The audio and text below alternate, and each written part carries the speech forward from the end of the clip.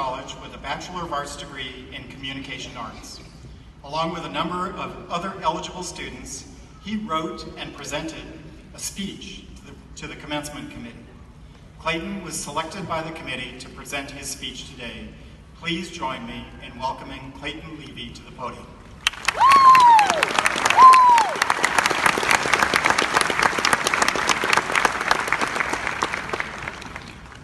Thank you, President White, Provost Olmsted, distinguished guests, faculty, staff, families, friends, and the graduating class of 2019.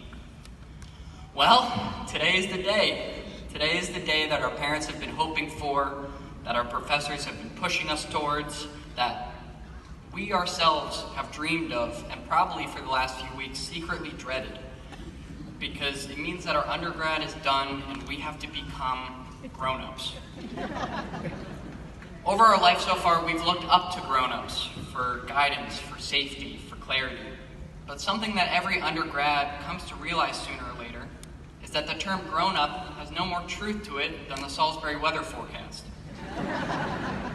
However, before we look forward towards our uncertain futures, let's take a look back and reflect on what Salisbury means to us, to all of us.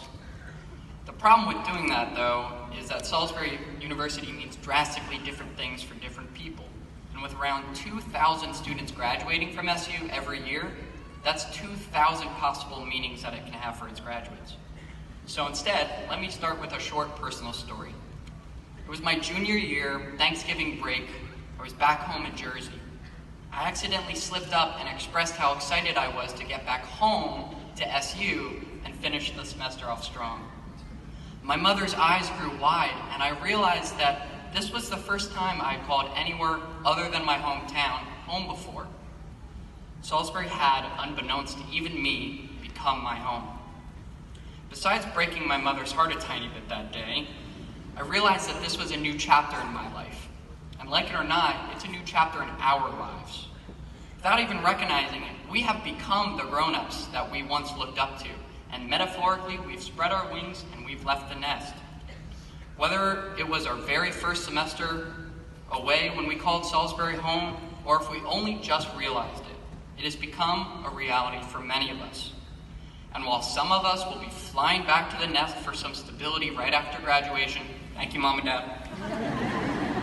The point is that our lives are forever changed by Salisbury University and the experiences that we've had here together. And I want to clear up some things real quick.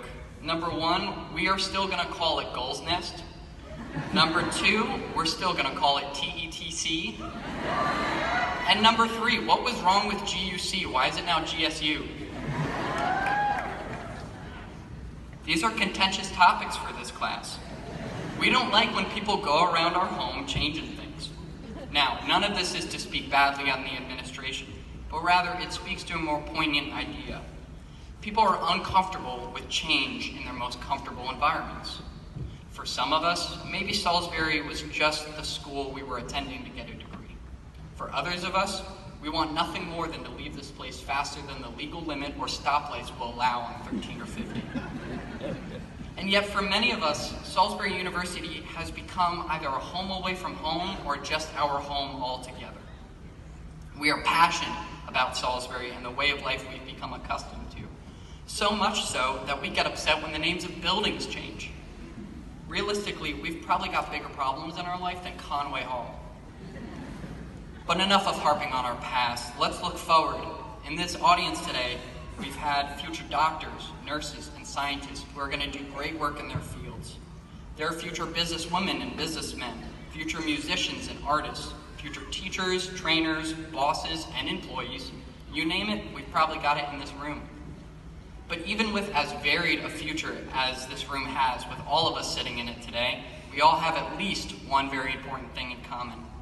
We made this journey together, as seagulls here at Salisbury.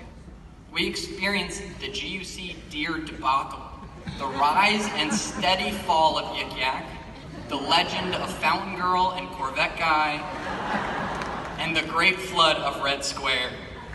We spent some of our best times here together at Salisbury, and no matter where we go in life, no matter where we end up, we know we can always have a home here here in the Bury. Thank you.